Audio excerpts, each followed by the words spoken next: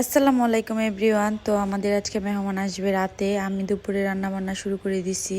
তো এদিকে আমাদের দুপুরে রান্না বান্না হচ্ছে ছোট মাছের তরকারি, ডাল, আর এদিকে ব্রাউনির খাবার। তো এখানে আজকে আমি রান্না করব খাসির মাংস রোস্ট।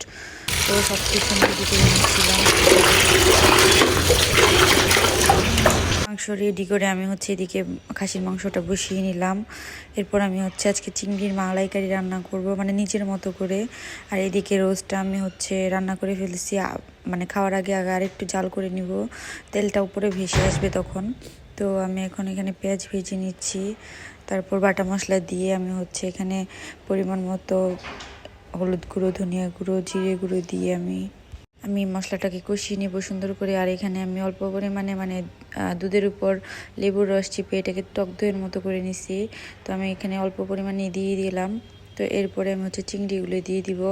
তো চিংড়িগুলো দিয়ে কিছুক্ষণ কষিয়ে আমি এখানে একটু পানি অ্যাড করলাম, তারপরে দিয়ে দিলাম কিছু কাঁচামরিচ কুচি। এরপরে আমি আরেকটু দুধ অ্যাড করেছিলাম।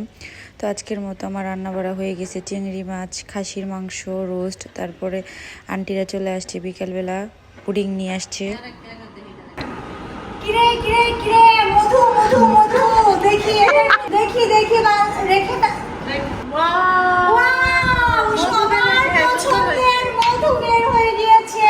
ওয়াও ঝাকানাকা ঝাকানাকা, মাশাআল্লাহ মাশাআল্লাহ, খুব সুন্দর। টেস্টটা জন্য এটা বেশি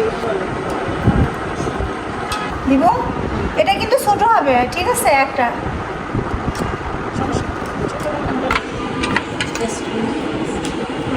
ওই তোমাদের ওইটা কিনা লাগবে।